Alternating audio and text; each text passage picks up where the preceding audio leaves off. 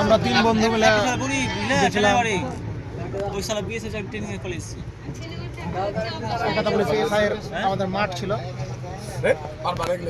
সেই মাঠে আমাদের ভাস্কর রায়। কিছু বলো ভাস্কর ভাই।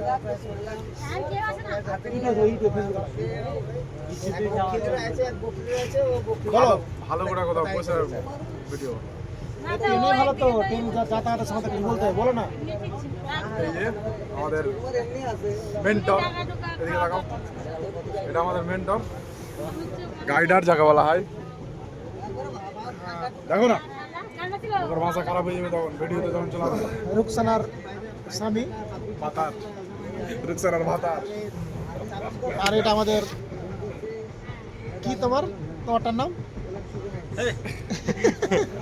এটা আমাদের দুতারা এসআই হবে আর কয়েকদিন পরে, ইউটিউবে দেখতে হবে ওটা।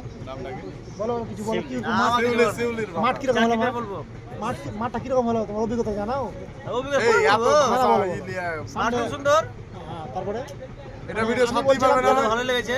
কি করব এটা?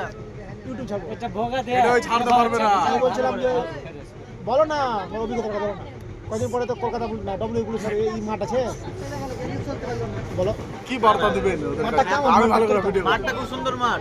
এই মাঠটা বড় ফারাক্কা আছে? স্টেশন হ্যাঁ, বড় নেই, পারফেক্ট মাপ আছে, যা বোঝা গেল।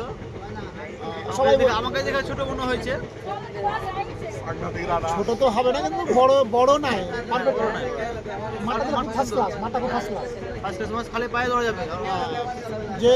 যে বন্ধুরা ভয় করছে যে না বুট পরে যেতে হবে, ভয়ের কোনো কারণ নাই, খালি পায়ে দৌড়া যাবে। ফার্স্ট ক্লাস মাঠ, এক্সিলেন্ট হয়েছে আমাদের মোরসালিম ভাই।